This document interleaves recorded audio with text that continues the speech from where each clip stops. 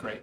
Okay, so yeah, for today's session, what we're going to go through is basically being able to build connections and being able to use labels. So these are two areas we haven't covered yet. And then the third, which we sort of talked a little bit about, is how do you build these animations between the steps and control the time between them. And so what we're going to work through is basically this marketing funnel. And so what I'm showing on screen here is a traditional funnel, and we make our own sort of take on it. But we go from awareness in terms of marketing to then interest in a product. And then from there, it's usually considered going into consideration from the customer. And then they have an intent to purchase. And then they actually evaluate the product. And then they end up either purchasing or canceling. And so it's a pretty basic, flow here. There's nothing too complicated going on. But you'll notice that there's labels over top of it. And we have these connection lines that keep going through the whole thing. And so how we're doing that is the thing I really want to cover today. So if we actually look at the data for this, so the data for this looks like this, and let me share this URL with you real quick. This will be in the YouTube video as well. And so what you'll see here, and this is the big thing to sort of zoom into and focus on. So if you look at a traditional funnel, it looks like this. And essentially what we have is an index where it goes 1, 2, 3, 4, 5, and then the last two, since they're on the same step, are both index of 6. And then we have this connection field, and this is how we actually define connections within a spreadsheet itself. And the tricky thing is that it's based on essentially the row number that it's a part of. And so this row, so it's connecting basically what's considered item 1 to item 2. So we're on item 1 and we want to tell it to connect to item 2. And so item 2 is actually index 2, but row 3. And so it's really the second entry. And so that's why the connection's 2. Does that make sense in terms of how the connections are labeled? And this will obviously get way more complex when you have lots of data points. And so it's usually row -1 is the connection you want to put in. Does that make sense? And then select it at row 6, and it's or at a value or at index 5. It's connecting to 6 and 7, and that was like the branch. Exactly. Yep. Got it. Yep. And so you add the comma in between. That's how you can make multiple connections. And so there's a lot more you can do with this, but on a very basic level, this is sort of what I'm showing. And so then for the labels, this is also something I typically suggest, even for the on rollover or like when you're selecting dots, that essentially you can have a label that is looking at whatever number it is. Because sometimes you just have too many zeros or it's too specific of a number that when you roll over, it's just nonsense almost. And so having another column that's sort of the label that you actually want to put in place is the thing to do. Gotcha. So with that, it should be pretty straightforward here to build. And I can help you go through it. I think the hardest part is actually really the data file itself and thinking through how do you structure that. And so if you do have another data set in mind or anything like that, we can dive into it. But for right now, why don't we just go ahead and just rebuild essentially what I just showed here, and we can go through that way. So, gotcha. Yeah. Any questions before we dive in? Yes. So if you got a data set off the internet, right, and it didn't come with all these extra columns, would you go in and manually add them? Yes. Yeah. Okay. Yep. Yeah. So pretty often we add a lot of columns or remove columns from any data set. And there's more elegant ways to do it as well with like R scripts and things like that. But we're pretty much always doing something else to the data before we visualize it. Gotcha. Yeah. Yep. Cool. So yeah, with that, why don't we go ahead and just have you share your screen, and then we can dive in.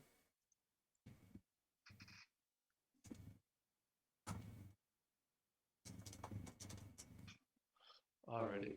Can you see it? Yes. Yes, I can. Awesome. Okay. Now, can I just download it as is? Yes. Yeah, you should be able to download this one just as is. Awesome.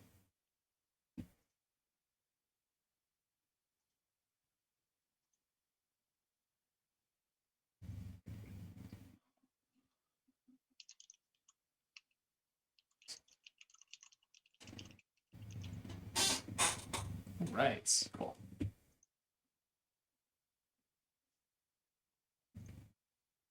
Great. Yep. Scroll out the data. Okay.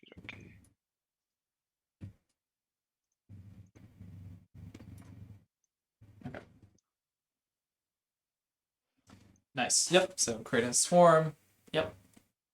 And then we're going to start with a scatter plot. Already. Mm-hmm. Yep. And so for the one I showed, and there's lots of ways to do this, but for the one I made on the horizontal axis, I had the index. Okay. And then the vertical axis was the number. And then the depth axis was the vertical axis was the stage. And then the depth axis was the number. Gotcha. Okay. And so we could, obviously do that, switch these around into whatever order makes the most sense. But yeah, to me, I don't know. It seemed to work. But typically, you actually, sometimes you want to put the number on the vertical axis and the stage gate on the depth axis there.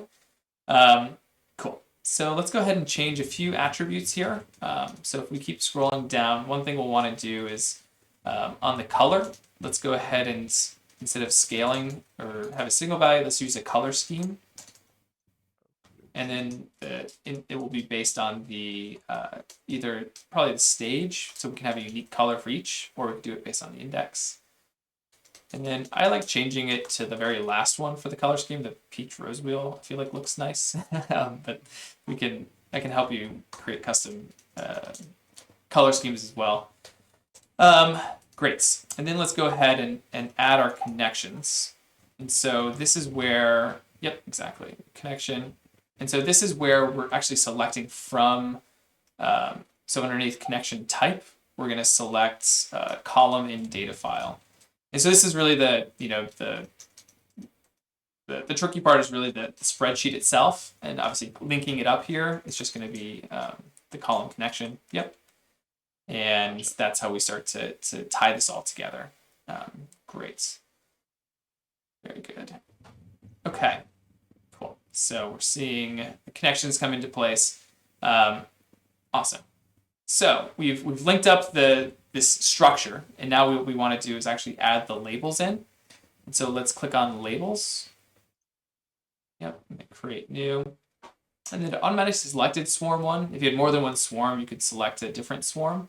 And then the text for the column. And we have two that we want to set up. So one is stage. And you'll notice that the default value is a little small, so it's hard to really read. So the sizing value is 0.01. And if we make that, just a little taller, that's perfect. Yeah, that can work. And there's other things we can adjust here, but let's leave it, at that. And then what we'll do is if you scroll down a little further, let's actually have this have a little bit of an offset. So right now it's exactly on the dot, but what we'll want to do is add just a little bit of a vertical offset. And so, yeah, exactly. Is that good? Yeah, that can work. That can work because we'll probably add a button or add something right underneath it. So let's actually duplicate this label. And then we will change the text from column from stage to label, which was that last column we added, which is the actual number. And then we're going to change the offset so that it's down just a little further. So it's right below it. There you go, something like that. Perfect. So now we, without needing to click on the dot, you can see what it is and the actual value that's associated with it. And so it just aids in terms of understanding and legibility and all of that. So any questions about this? So the one thing I will add is that if you have lots of data points, so for example, like if you think about we have like like last week we were looking at COVID and over time, if you were to try to create labels for that, and then you selected like a column that was the total number of cases, something like that, it would try to put a label at every data point. which is not what you'd want, where it'd just be hundreds, and it actually would slow down to the point that it would just not be usable. And so what you want to do in the data set itself is actually just select very specific points to then add a label to. Does that make sense? Mm-hmm. Okay. So it seems very straightforward here, and all of these just get more complicated as the data gets larger, and the labels are a little harder to place in some sense. So I can help you go through those in a more advanced example, but this is sort of that base level. So now we've essentially set up the end, and now it's a matter of how do I tell a story and how do I animate between these. And so on a very basic level, what I did was just go step by step, adding each one in. And so to do that, let's go back to Swarm. Perfect. And let's create a new perspective. Yep. Should this be like the first one? Yeah, perfect. Okay. First, yep. And what we'll do is if you scroll down and go to Filter, yep. And then the column will be Index. And we'll do less than 2. And so essentially that just means it's looking at just at index 1. And so that's the only dot we'll see. And so then what we can do from here is add step. Right, sorry. Yep, all good. Yeah, so add step and then new perspective. And yep, you got it. And then index less than 3. Perfect. Gotcha. So you're starting to see how this all sort of comes together. Yep. And so for the filter, what is the difference between a logic or a logic and? Yeah, great question. So if you go back down, let's just illustrate it. So if I'm trying to think of how to do this. Okay, yeah. Why don't we go ahead and type in, so with or, let's do index is less than 5. And then create a new filter. And then do index greater than 3. And so essentially what this is doing is it's saying either index is less than 5 or it's greater than 3. And only one of those needs to be true or both are true, and it will show up. But if you switch it to and, it means both conditions have to be met, which in this case would mean only the index of 4 would show up. Gotcha. Does that make sense? Yeah, that's cool. Yep. Yeah, great question. And that's one thing actually I think we might want to add is that you sometimes want to combine those. So it's like, or for some, like, I want to look at the year of 2000 and index is less than a compound condition. So we're working on that, but for the most part, this is what works right now. So if you just have one, it sort of doesn't matter. But when you start to add more filters, that's when it combines. Gotcha. Yep. Well, that's very cool. Thanks. Great. So I think for that one, it was less than. Oh, I have to make a new perspective. Yeah.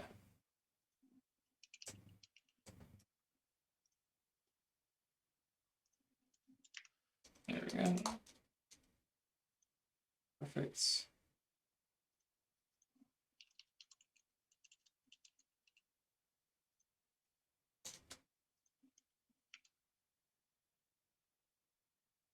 Nice.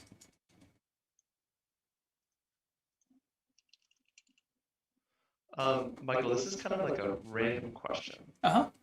But I'm curious when you start, when you have an idea for a project, do you first, I don't know how to phrase this, but do you like first visualize it in your head, and then look for the data, or do you like find the data and then like uncover what it's truly about and then turn it into a flow?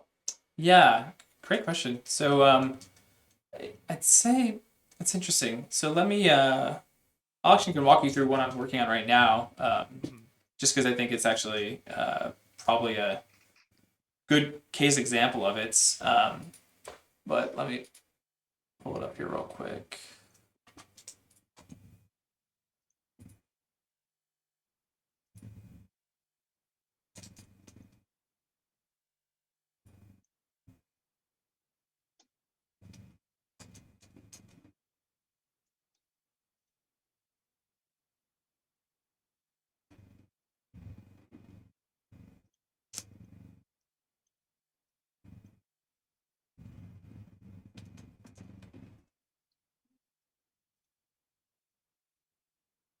Okay.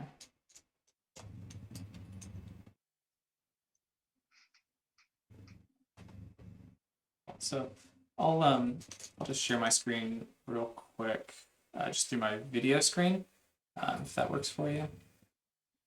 So this is one of the ones I'm actually working on right now, just for another data story. And what I typically start with actually is I try to start with a script, and it doesn't have to be great, but it's just to get some ideas down. So in this one, it's sort of like I want to show, essentially cause and effect, and how when you're exposed to COVID-19, you don't initially see that in the data for at least 4 days for confirmed cases, and then it's a lot later even for hospitalization and for deaths. And so to actually plot out sort of the story, and these were depictions I saw in New York Times that I thought were interesting to pull in. So I sort of just put down a kind of a document of ideas and thoughts, and then from this just keep refining until it's just sort of the meat of it. And then I sort of, in this case, I knew what data I wanted to pull from, which was from the IHME. And this is the initial data I pulled. And so the purple line is the number of estimated infections. The green line is hospitalizations. And then this line is, or sorry, you don't see my cursor. Sorry. The pink line is deaths. And so these are not to scale, but at least you can see the timeline of how this actually occurs.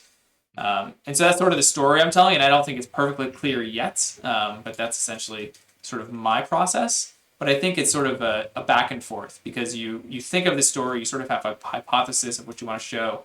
You then find the data that fits that story, and then the data might tell you something else. And so you go back and tweak the story, and vice versa. So I think it's sort of an iterative process, but it's good to have a story in mind. And if you don't, I think as you go through the data, a story might emerge, and that's sort of a good process to go through. So that's been my experience. But does that resonate with you? And I'm curious what your impressions are. Well, obviously you've been doing this for much longer than I have. Yeah. But just like in the short time, I've personally found it like super hard to find good data sets. Mm. Mm-hmm. And I know like you mentioned Kaggle in the Yep. first session. So I tried there and they had some decent ones.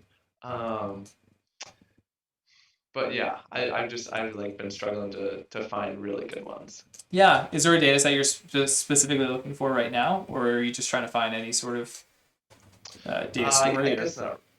Yeah, I was looking for like something uh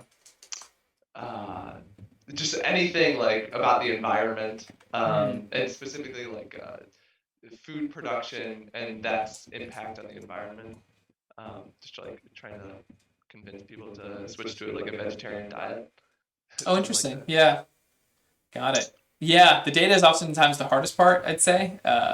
And yeah, I don't have a great answer for you. That finding a great data or a good data source and data set is yeah, difficult a lot of times. But especially if you can find an article that exists already, like on the topic you're talking about, and then just look at what sources they cite. Sometimes that's a way to sort of backtrack to the data itself. If that makes sense. Yeah, that's good. Yeah. So like you mentioned the New York Times, do they have like specific articles that are specifically about data, or not just with data, like Could you like do a filter search and look for only articles containing like data? I'm not sure about that specifically, but actually, one thing, at least for the COVID data, is actually I use the New York Times has a GitHub where they post their data sets for public use. And so, yeah, for the COVID-19 one, it's probably one of the best compilations of state and county specific data. And so I can pull an automated feed from this, which is really good to do or difficult to do otherwise. So leveraging sources like that is helpful. Gotcha. Yeah. That's a great idea. Mm-hmm. Yeah, and if there's also like I think even on Reddit, there's like a group that is for finding data sets. So you like ask about a data set and people chime in about where you could find it. So you are experiencing a problem. Yeah, we all definitely experience, which is how do you get the source data? Yeah. Nice. Well, thank you. Yeah, cool. And then if you want to share a screen again, I think you pretty much have it. There's just some other details just to finish it off. All right. Okay. So just a few things that I think this is really, a little bit more of my opinion of what I think works best. So one thing I like to do, and this is going to be a little hard because we already have all the perspectives in place, is I like setting the width range to always have 0, and as well as the depth range, so that things aren't right on the axis, but they're a little bit offset, and as well as I think it's just a good practice to always have 0 depicted. And so if you look at the width range min, setting that to 0, we'll just push it out a little bit, and then the depth range that is also right now it starts at 1,000, and so to be able to have that start at 0, I think is more intuitive to understand. So that's just one thing, and then the other things I like to alter. I like making the dots a little bigger. So instead of 0.005, I like to do just around 0.01 or 0.15. And then I also make the connections just a little thicker, which really is impactful, especially if you're going to go into AR to do these views. And so for this, it's updating the line width. And I usually add and what's interesting about this one is that what you're controlling right there actually won't affect what you see on screen. It's actually the mobile line width. So it's just a little something we need to address. So we take a note actually on that. Gotcha.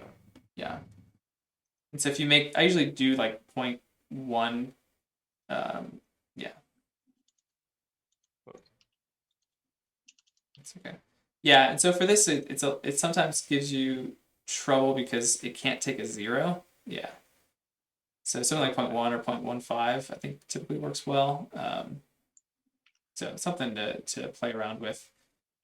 So those are just some small things. And then the last thing I want to really show you, and this I think we'll hit more on the animation side. If you click on steps at the very top, and what you'll see there is there's this animation duration to next step. And so if you adjust that, right now it's set to 2 seconds. And for a lot of the flows I've done, especially for more dynamic contents, setting that higher will just make the animation take longer, and is how you can make it a little more cinematic when you're transitioning between steps. Yeah. So that's something to play around with, and gives you a lot more control over the animations.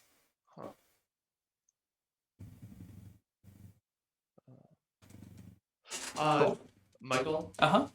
So when we changed the width range and the depth range, we just changed it for that perspective. Is there a way we can change it for like all perspectives that we have in one fell swoop? Unfortunately, we don't. So you have to go basically perspective to perspective and alter the values there. Yeah, that could be something we add though, because we do have something like where it says apply visibility to all steps. So it's come up on other instances, and yeah, I think you're pointing out one of the difficulties. If you want to make one change, it's hard to set it, for all of them. So it makes it difficult to edit after the fact, basically. Yeah. Gotcha. And then same question with the camera perspective. Is there a way, so like all my camera perspectives are the same except for this first one? Is there a way to make the first one conform with the other ones? There used to be. We don't have that button there anymore because it was actually yeah. So yeah, we don't have that ability. The easiest way to do it exactly, if you want it to be perfect, is to go to the other step. So if you go to step 2, or whichever step is sort of conformed, I think yeah. Okay. So you said I think just the first one is different and all the other ones are good? Yes, yeah. So if you just go to step 2, yep, and then add a step from there, and then go back a step, and then just change the perspective of the data to what you want it to be for the first step. That's smart. And then just delete the first step.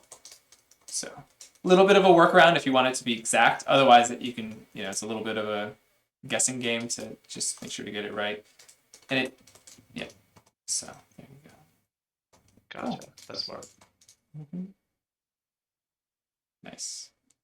Cool. And then some of the other small things, if you click on Swarm again, and scroll all the way down, and go to Axis Options. So Axis Options are global. So if you change something here, it does affect all steps, which is good in most instances, but actually can be problematic for others.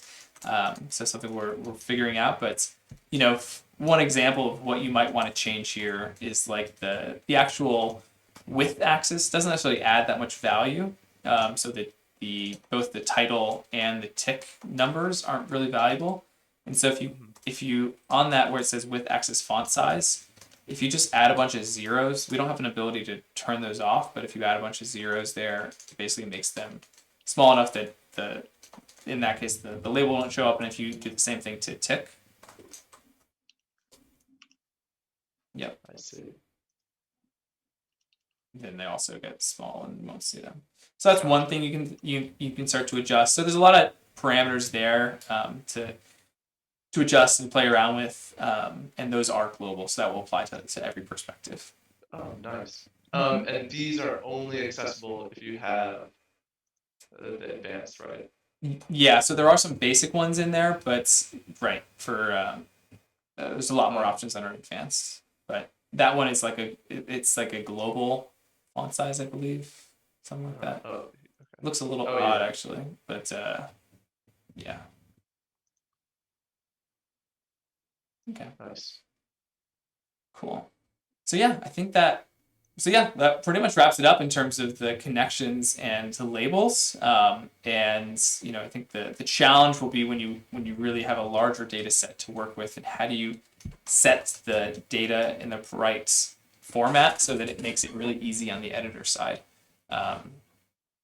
So that's that. So I'm gonna stop recording here.